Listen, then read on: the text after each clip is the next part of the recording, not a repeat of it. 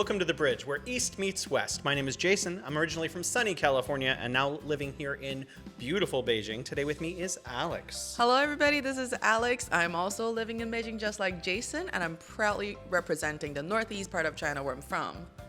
Welcome to the show, Miguel Roberg, who is an American living in Beijing. In the past, he's worked for China National Petroleum and China International Publishing Group in their international marketing departments. Recently, he has been focusing on his YouTube channel. He shares his videos about living in China for 12 years and thoughts about China. In his spare time, he loves to travel with his wife, who is also an influencer. Welcome to the show, Miguel. Thank you for having me.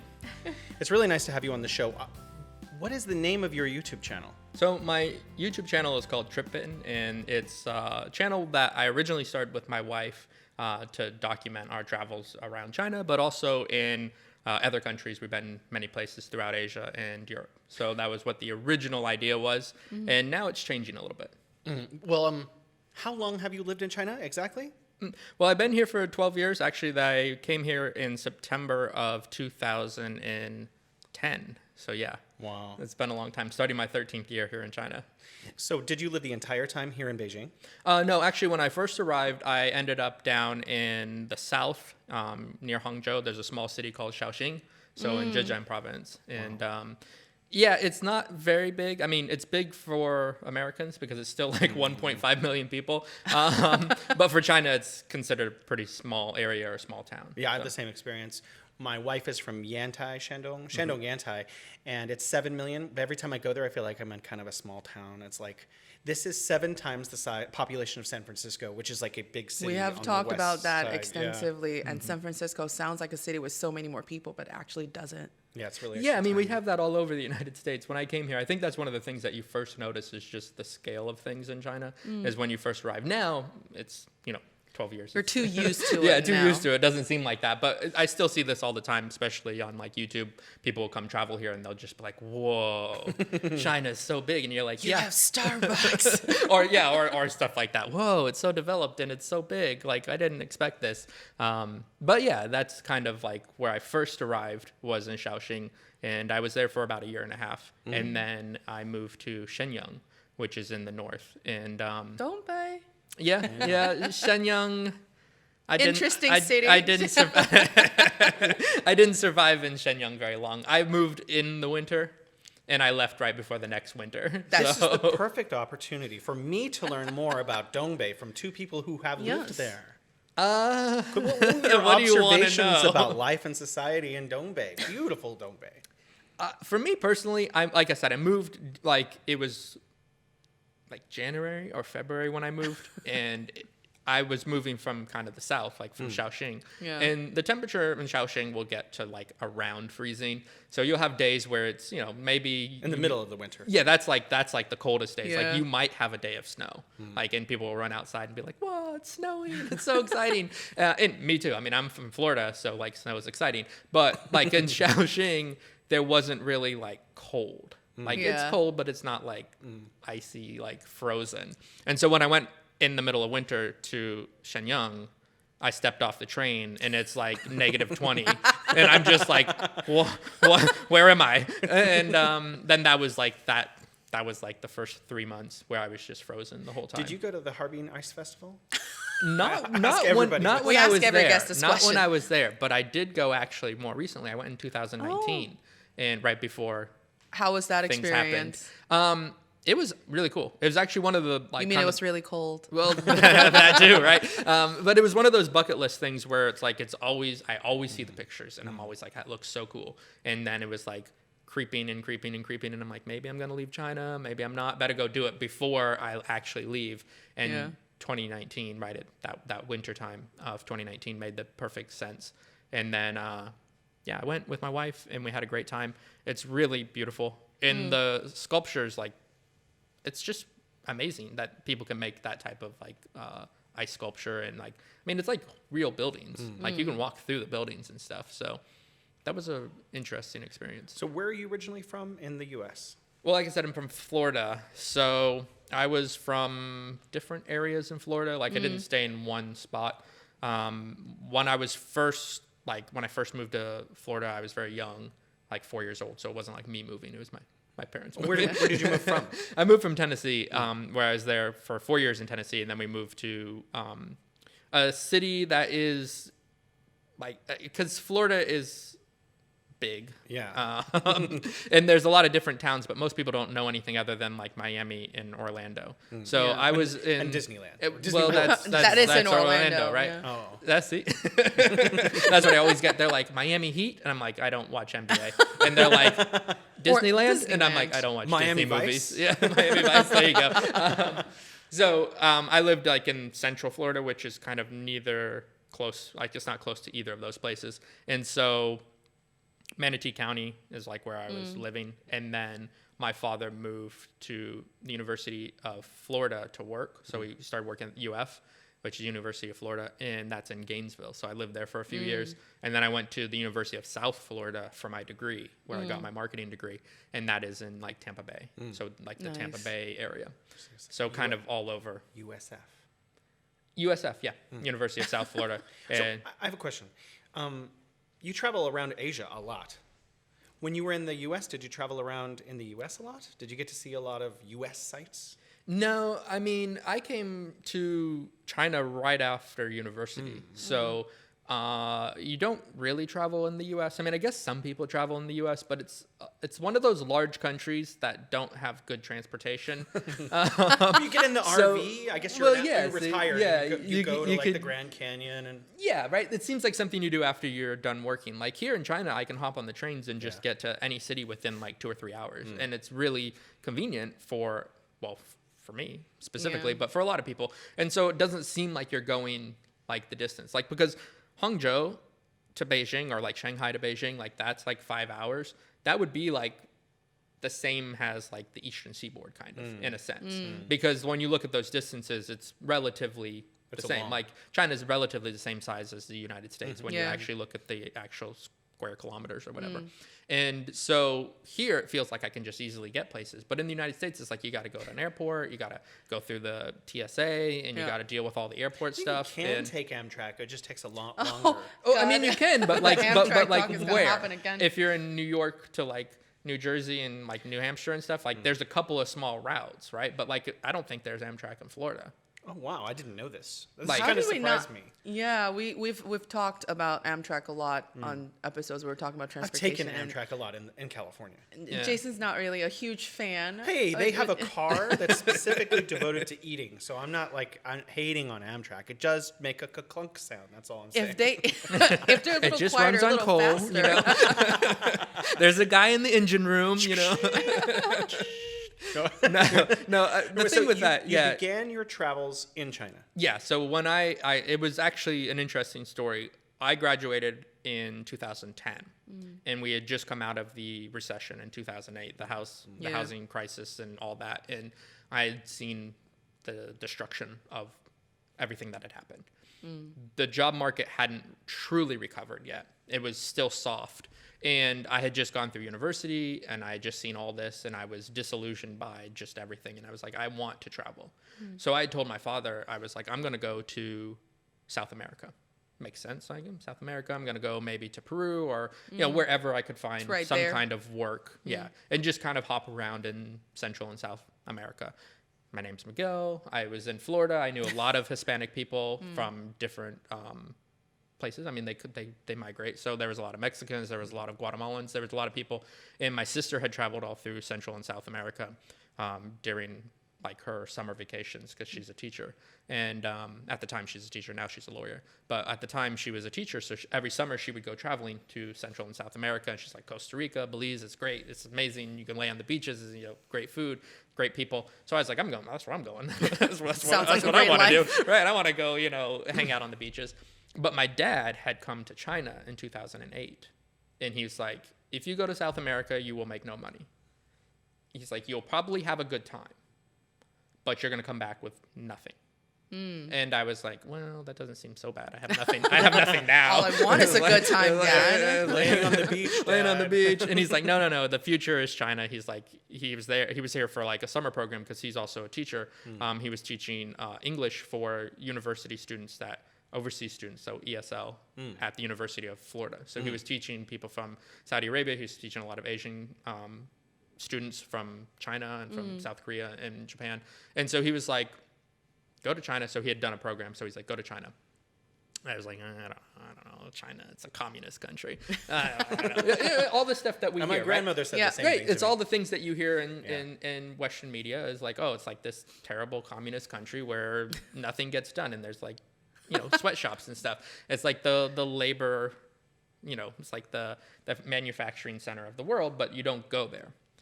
But my dad was like, no, they're lying. I was like, what do you mean they're lying? He's like, I was literally there like a year ago. And I was like, oh, okay, fine. So then I started looking into it, and there was actually opportunities to come here and at first teaching, because that's what not everybody, but that's what many people do. They come here and teach. And it was going to be a 1 year.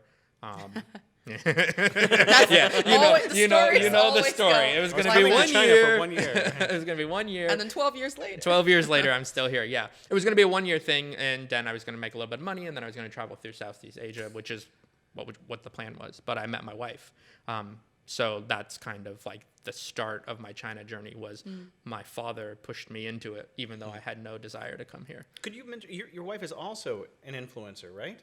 Yeah. Is she on the same channel, Bitten? Well, she has her own channel called Go Yvonne, and her channel is kind of the same, but I worked for a media company, like you said in the introduction. I worked for a media company for about 4 years doing international marketing, which was, it's basically social media marketing, so Facebook, YouTube, all that kind of stuff, and I was helping them with their kind of English content that was going out to a foreign audience. When I ended that job, I didn't know what I really wanted to do. My wife had a small YouTube channel, maybe 5,000 subscribers. And I said, let's do a 10 years in China series. And she was like, oh, that sounds interesting. Yeah. I'm on board for that. So I focused a lot on her channel when I first finished working. And that pushed her up to like 22,000 subscribers on YouTube, which, that's not a lot. But it's not nothing, if that makes sense. Like it's at that level where if you were to give it a lot of time and energy, you could probably push it into actually being like a full-time influencer, push it up to that 100,000 mark, and then that's where you actually start getting real brand deals and things actually can start becoming kind of self-sufficient. But she works full time. So I can't really focus on that channel, and she doesn't really have time for that channel. So after getting her to that spot, she was kind of like, I don't really, the 10 years in China series was over. It did really well. And she was kind of like, I don't know if I kind of want to keep doing it because there's no travel opportunities right now because this was 2001 and things had become more restrictive here just in general. The whole world had become more restrictive. And so we started to kind of give up on that sort of because she was just too busy with her work. And so that's when I refocused and said, well, maybe I could just take my other channel, which was Bitten, and I can just grow myself because like I have more time. I'm not working. So I was like, why don't I just go ahead and focus on this? Well, you haven't just traveled in China. You've also traveled to other nations. So where are some of the other places that you've traveled? We've been a lot of places in Asia. So we've been to Japan multiple times. We've been to Korea. I've been once. She's been multiple times. We've been to North Korea, which was interesting. We've been to Cambodia. We've been to Laos. We've been to Thailand. Nice. We've been to Malaysia. We've been many places. The coolest thing that we did, actually two cool stories from outside of China. One was actually in the summer of 2019. My wife Yvonne had a training, like work training in London. So she flew to London and did her training. And when the training was done, she flew to Moscow. And I met her in Moscow. So I flew from Beijing to Moscow. And then we took the train from Moscow all the way back to Beijing. Wow. So we did the How long was that train ride? It was a 2-week journey. And with that, you can do as long as you want. But we only had 2 weeks. And we actually would have preferred maybe another week or two, because then you could stop at more places and see more of the Russian countryside, because it really is kind of rural on those train lines. This is a very silly question, but does that only require one train ticket? Then you can just hop on and off, kind of like those tour buses? Or how does it work? Yeah, it is multiple train tickets. Luckily, because we didn't want to deal with the headache of figuring all the logistics out because we don't speak Russian, and it's complicated. And our trip was a little bit shorter. Most people do 3 or 4 weeks because they want to stop more places, but because we only had 2 weeks because of her vacation time, she only had 2 weeks. We ended up going through a company. So we hired a tour company, and they actually booked all the tickets. I think in all there was about 4 or 5 actual train tickets, but we weren't concerned about it because they had a person at each stop, like a local who was willing to like be there with a sign with our names. And when we got off, I know, but Miguel. like luxury, Arriving like the royals. Yeah, I mean luxury travel. I mean, if you have the money, you might as well do it. And the thing was, it wasn't even that expensive. I think like for that 2 weeks with like hotels and everything included, it was I think about 3,000 euros per person. So that's not like a crazy amount of money, right? Yeah. So like 6,000 euros for this. And then every stop that we get off on, there's somebody with a car and with a place that's taking us to a hotel, which is already booked. Nice. And then we just drop our bags off and then we can go explore the city, right? And since we were trying to make content like video for our channels, it makes a lot of sense to do it that way because you can lose a lot of time traveling, trying to find a hotel, trying to find transportation. And that's not stuff you can actually film, right? I mean, yes, you can film it, but nobody's going to watch it. I'm lost in Russia. We might not be able to come out of this trip alive or still with our equipment. So yeah. You traveled from Russia to China. Did you travel through intermediary countries? Yeah, we went through Mongolia. So it was Moscow to Yekaterinburg, and then it was Irkutsk, and then it was into Mongolia. Ulaanbaatar, and then from there we went to Beijing. So it was like 3 or 4 stops, and we went to a little island along the way, which was really cool. There's a Lake Baikal, which is like the famous, like the deepest lake in the world or something, and deepest freshwater lake in the world. I don't know. I think all lakes are freshwater. yes, I think so, right? but I think I it don't is know the because biggest. like I guess you could say the like the salt sea, flats. Salt flats yeah, in like Utah. the Dead Sea and Yeah, stuff. yeah, I guess there then are they call Salt it a Lake sea, City, not a so, lake. Yeah, Salt Lake City. Yeah. Okay. Anyways, unimportant. And in China, is it in Shanghai? There's a Oh, huge yeah. lake. There- That's oh, a you salt, are right. That's There a salt is a- lake. okay. And it's beautiful pictures, and it's like apparently don't drink that. Qinghai, we could be wrong. We'll fact check it. So, yeah, but Shanghai is supposed to be really pretty. Like that's one of the places. There's probably 3 or 4 places that I still want to see in China. That you've never that I been? haven't been to. Okay. Yeah, Shanghai is one of them. I actually have a friend out there, Miriam, who has a YouTube channel, Miriam in China, and her husband. Really interesting couple with their 2 kids. And I've been wanting to go out there and hang out like in the area because it seems very rural, but like in an interesting way, Yeah. not like just like Nothing going on.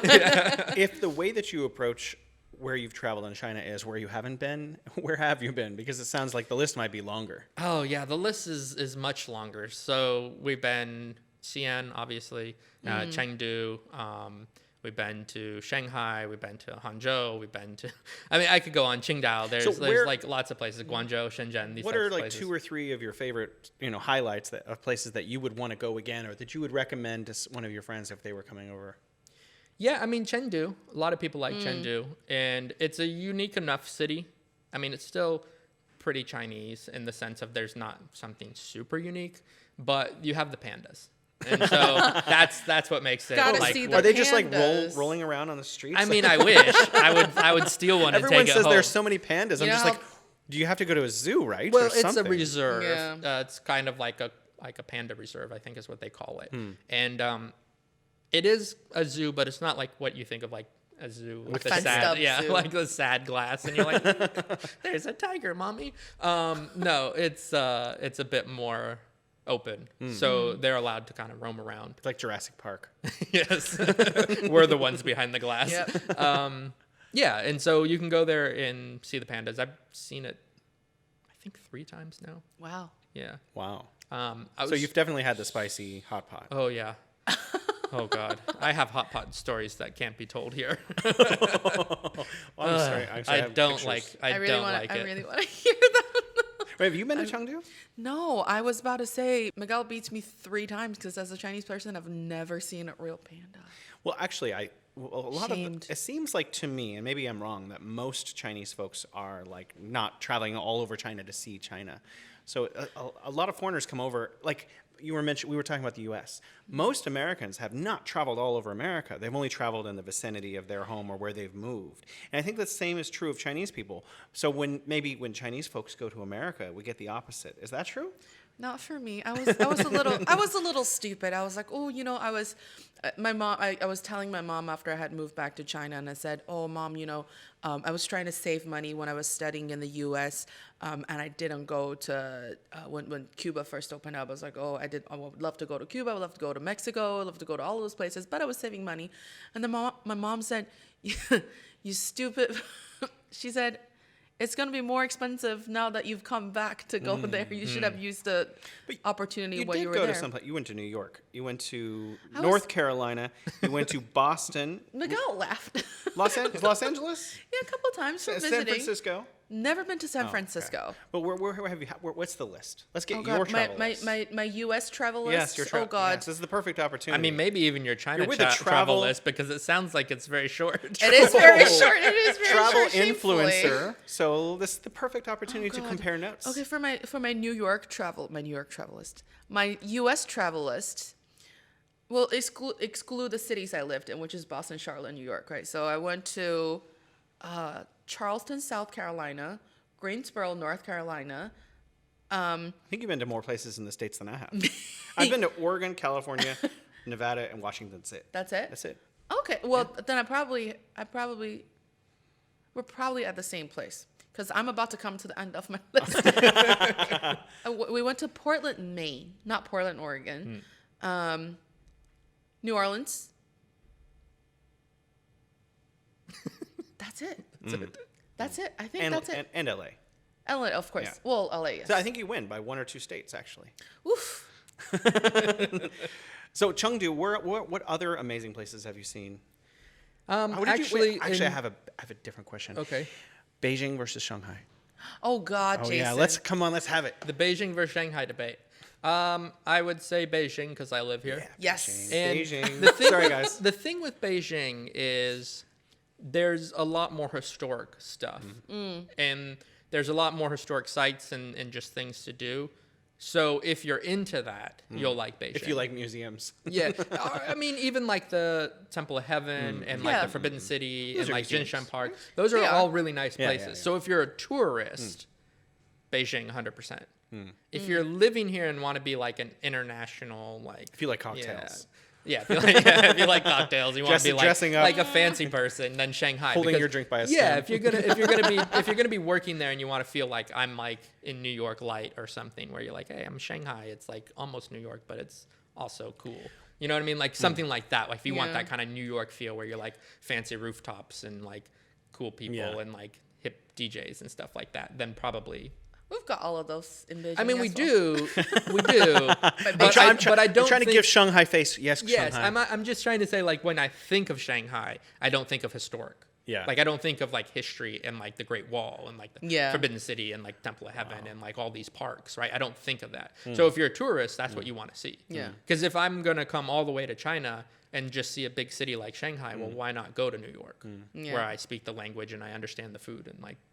You know, couldn't have just the same experience, essentially the same experience with spending too much for your cocktails. I think we can. I want to come. That we have to agree on. Yeah, I want to come back around to where you've been and your experiences, but I also wanted to talk about the way that you shape your YouTube videos. What kind of how do you how does one come to the point where they make a video? Do you create a narrative? How do you create a hook? How do you create an ending? What's that process like for you? Well, originally. Because, like I said, my channel's slightly changing now because I can't travel as much. But originally, it was mostly just vlog style. Right? I'm going to be at this place. This is what I'm going to do today. And I will go show you what it's like. Right? Yeah. That's the hook. So if you're interested in seeing, say, pandas or something, that's what I'm doing today. And so you show a small clip of what they might see. Like, hey, I'm at the panda reserve. It's going to be so awesome. Come with me today. That's what we're going to do. And then when it was my wife and I both on the same videos on Bitten, and then I could cut to her and she said, oh, do you think this is exciting? And it almost is like a conversation between two people because you're just like this is what we're doing. How do you feel about it? Oh, I Yeah. feel great. Oh, exciting. Have you ever done this before? No. Okay. So that kind of just general vlog style. That can do okay. It really depends on how high energy you are and how interesting you are. And it also comes back to some of the editing, like how well you edit, what shots you get. And those are all things that you have to think about. But has you kind of like, because that channel kind of is slowly going away from travel because I can't do it right now. It's become more scripted content and more about kind of my opinions about China. And those types of videos tend to do well because people are just generally interested about China. And on YouTube, there's kind of two camps. It's kind of the anti-China camp, and there's a lot of those. Of course. And then there's kind of the Easy clicks. easy clicks. Yeah, you can make some ridiculous headline about China doing something, and people are like, I can't believe they did that. I gotta see. Like, and then you click on it, and it's just some guy just making stuff up. Half the time it's made up, or he misread an article, or intentionally misread an article. And then there's the other side, which is kind of the pro-China content of mostly people that live here who are like, it seems pro-China because they are saying China's not as bad as everybody's saying it is. And so when you contrast it, it seems pro. But a lot of times it's not necessarily pro. It's just kind of like, no, this is what China just is. is How what things it's are, like yeah. for us. This is my experience. And so I'm kind of more in that this is my experience camp now. And, obviously there's many things that I disagree with that China's doing, right? That's just normal. Any country you live in, you're going to have some disagreement. But it's trying to balance it in the sense of where I'm not being negative or like attacking, because those anti-China like content producers or influencers, I don't get it. Half of them don't even, half of them don't even live here. I mean, I get it from the money side, like they're making money off of that, but half of them don't even live here. I'm like, either you lived here at one point and now you've gone away, so okay, move on with your life, or they're intentionally like just like attacking. There's some, and you're like, okay, well, you're backed by a media company, so you have an agenda. So that's clearly like, and I don't want to fall into that because it's like I don't have either of those. Sometimes I might agree with some of the stuff they say, but it's like I'm not going to come out and make a video like that because it's not. Like your show's called The Bridge, is trying to kind of bridge the gap between the cultures. And I'm like, more of that content is just going to make people think China's this crazy place where everything's awful and people are like having a bad time. And I'm like, that's not been my experience. Yeah.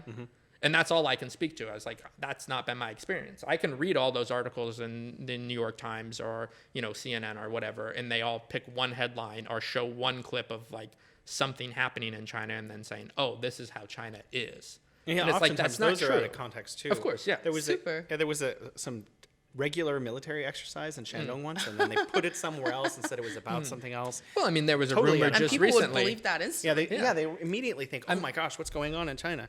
I mean, there was a rumor recently. I'm sure you heard. Yeah, I heard that rumor.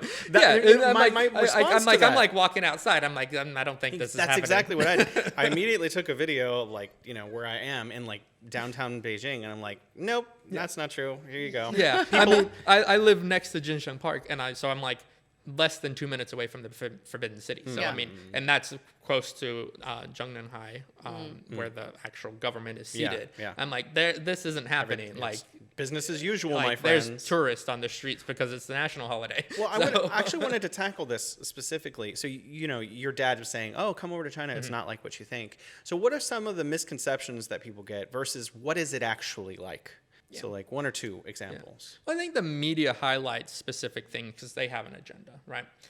They want to push a certain narrative. And unfortunately, in most of the mainstream media right now in the U.S., it's an anti-China narrative. I don't think that's up for debate anymore. Like that's what's happening. And so they'll push things like labor laws. I'll put videos out and talk about like nothing even related to labor. Yeah. and I'll just get comments about how China has forced slave labor type stuff. And I'm like, but that's not the truth. Yeah. Like, this old like 1990s kind of idea is still around, that there's like these sweatshops and there's like kids working like night and day to produce handbags. And you're like, actually, the labor laws in China are pretty strong. Like I had issues in my last job where I needed to fire people and I just couldn't. because they're protected because they're by protected. the labor law. Yeah. And I'd go to my superior and I'd say, hey, this person isn't doing their job. Is there any way we can remove them? And they're like, no, they've been here for over a year. So now they have protection. Like they can't get fired.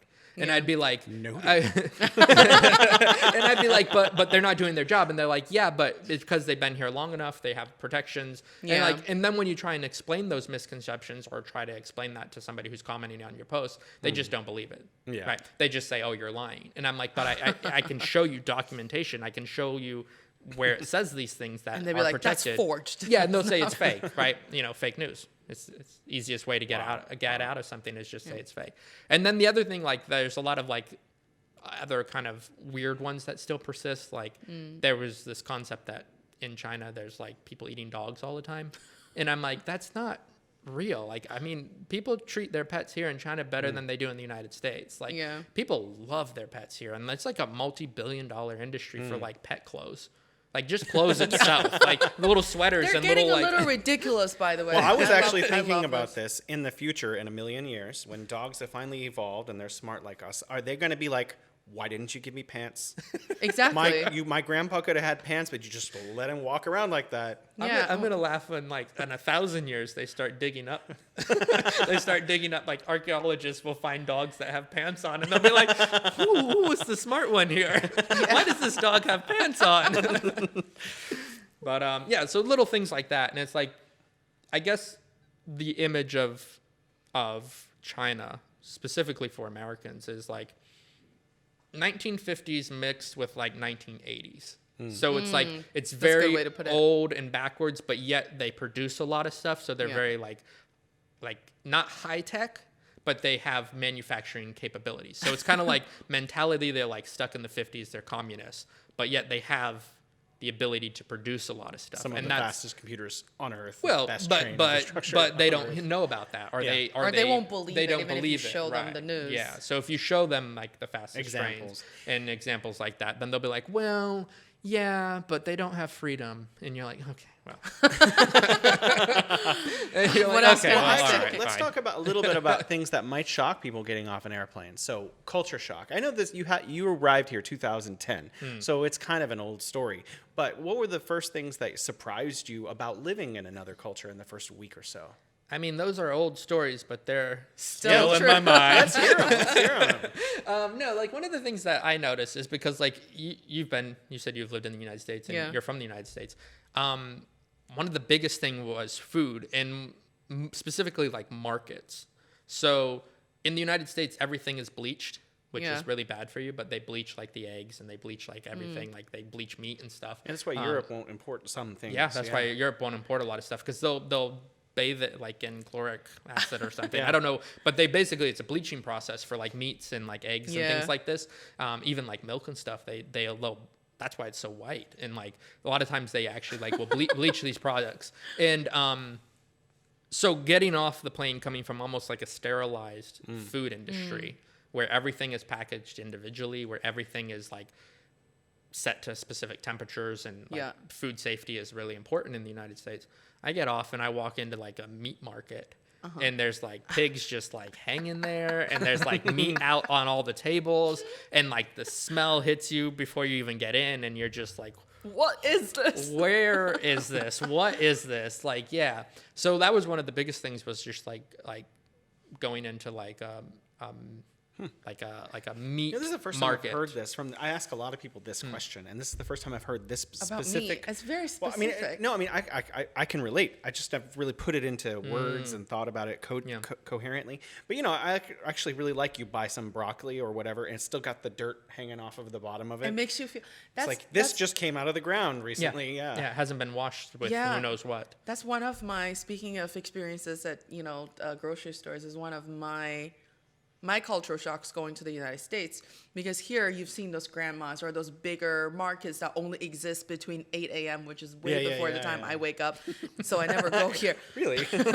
But, you go to those places, all you can get is the real organic vegetables. And those vegetables are cheaper than the packaged ones that you get in a supermarket. At least that was my case before I went to the States. And then I went to the States, And I found Whole Foods, and they're like, oh, organic vegetable. And they're so incredibly expensive. I'm like, how is it? It feels like if it's healthier, it's cheaper in China almost. But it's like, if it's healthier, it is super expensive in the United States. So that's completely kind of backwards for me, something that I couldn't, hard for me to wrap my head around. I've heard people talk about this in the context of being an American, living in America, that organic is a way to outclass certain people, because if you go to a more impoverished neighborhood, everything is super processed. Whereas you go to like a very expensive neighborhood, everything costs a lot more, and it's actually organic the way that food is supposed to be. So it's very bizarre. Yeah. Well, in the United States, talking about that, like they have the food deserts, and like there'll be places where they don't even have a proper grocery store. Yeah, and true. so all they can get is processed food, processed cheeses, processed like at the Quickie Mart or some kind of like convenience store, which isn't really a grocery store, but they'll have some vegetables. Where here it's like there's a lot of vegetables in different markets, and like you can go to kind of like the local market, like you were talking about, like which is kind Or of like just Carrefour. like or you can go to like a Carrefour or something like that. But I find that going to those stores, I only go there for like specific items that I can't. I was going to say the same exact thing. Yeah. You go shopping for the cheap things like at the local market, and then if you need cheese, you go to Carrefour or something like that. You go to Sanyuanli. Yeah, well, I mean, there's a few other places. Yeah, but there are a few places where you can go and get imported products where it's hard to get, like in like just the regular market or the regular Chinese grocery store, because like I like wraps for like burritos and things like that. And it's like I can make them at home.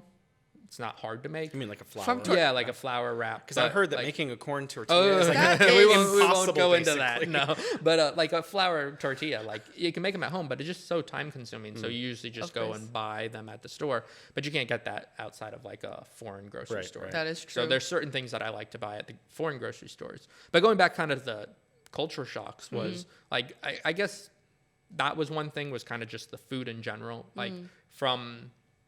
Well, two things on food. One was like kind of just like buying in like the grocery side of things, like the markets and things. But the other side was actually like the restaurants. Restaurants are really cheap and really good. Yeah. And the Chinese food that you get in America is not the Chinese food that you get in China. We're going to just continue to say this line. Because that comes up in almost every interview. Yeah. Well, because like, you have like Panda Express or like some kind of Chinese thing in the mall. Chang's. Yeah, something like that in like a mall or something. The face. Well, and now you can see my face. Like, and it's very designed for an American palate, right? Yeah. Those are the people that are eating it, and that's what they need to cater to. Because if you brought them like a regular Chinese dish, super spicy, and gave it to like if you wanted to do hot pot, you're like, here, Americans, this is what Chinese people eat. They'd be like, we're never touching that again. Like, it's Wasn't way there too a spicy. case in the United States where I think two ladies went to a more authentic Chinese restaurant, and they're like, oh, we want the super spicy, and the owner was like, you do not want super spicy, please trust me, like, you Americans could only do mild spicy. She's like, no, I eat jalapeno peppers all the time, and she insisted against many warnings that the owner gave out. She ended up going to the hospital. Wow. Yeah. Because her stomach just couldn't handle it, and she came back and tried to sue the restaurant, but the owner was like, I told you, like, when it comes to spiciness, we're talking on different levels. I have to give some context to this because, yes, some kinds of Chinese food are super spicy, but China has like so many different kinds of cuisines. Way too many. And they're very regional, and so some Chinese food is not spicy at all. Yes. Just for our Like listeners. Yunnan food is very kind of plain and not very spicy, or more salty if you wanted to kind of. Yeah, you get the sweet, you get the salty, You get the savory, spicy. yeah. And Cantonese food is very different than It's not say spicy. like Chengdu or Sichuan. Dongbei food is not spicy. Yeah. Is that true? Yeah. You would think that in a cold place you would want it to be hot. I guess it's also dry, so you don't want to have too much heat in your body, talking about traditional Chinese medicine. The qi. The qi is too hot. You don't want to make it too hot.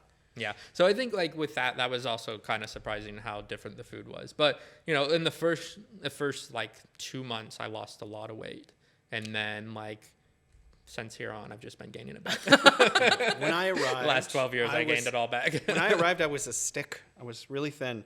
And the food, well, I'm sorry. Blame it on the food. Blame it all on the food. Sorry, China, you did this to me. You did this to How me. dare you, China? No, but I think like because like it was so different. like I couldn't find any dishes that I could like actually eat Yeah. because it was just so You have to strange. figure out And which like, yeah, like dishes which are ones. suitable. And one of the things that I still don't, well, I don't eat meat now, but like one of the things that I couldn't eat back then was fish. Like the way they With cook the fish little with the bones bones in in it. it. I was just like, people were like, oh, it's like, yeah, the flavor's really They good. give you a fish. But Here's the fish yeah, you it's the ordered. whole fish with the eye, the tail, everything. And here's your fish. And I'm like, well, it tastes good. Like the flavor is good. But then like you're spitting out bones constantly. And I'm like, I Yeah. can't do that. In America, we're so spoiled. Everything's like been sliced up for you. It's and deboned. It's deboned. People are like, my American friends, like, how do you go about training yourself to be good at eating, fish meat with bones in it? I'm like, you just got to grow up with it and then have the bone stuck in your throat about 20 times and then you will learn. I think I have actually gotten is a me. little bit better at it over time here in China. But the first year, it was like, why do you guys not just take the bones out? Isn't that what like the kitchen's for? No. No, okay, You have so to work But for I think food. it also comes back to like the idea of like freshness, It is a real fish. Yeah. With all the Exactly. parts in it. So you're getting an authentic fish. If you have like chicken nuggets or like fish sticks, You you're don't like, know what is what's this? in it, You're exactly. like, it tastes good. it has a but fishy kind of flavor. Is that a good it's thing? flaky like a fish, Yeah. but I don't know what it is. Well, there's so many different questions I want to ask. But first, what do you miss about the States? I miss Taco Bell. So No, you have They it. have one here in Beijing. they have Taco Bell in But Beijing. it's And they have different. at least two, because there's one on the west side, actually. Oh, the But west it doesn't side. have a bar. The one on the west side is more authentic, but it still does not have beans. Really? Yeah, both Taco Bells and the one in Shanghai, they don't have beans. They have lots of extra meat and rice, and they have the tortilla and everything. There's no beans in anything. That's They odd. have, so it is odd, and I miss that. You can't just Yeah. have a bean burrito. Interesting. Right. Yeah, so I didn't know what that. are things back home that you would say, man, I wish I could enjoy Just get that easy. Yeah, not just food, just anything. That is, I've been here for so long that I don't really miss anything from the United States. The only thing would be like family, but that's such a kind of sappy. Everybody misses their family.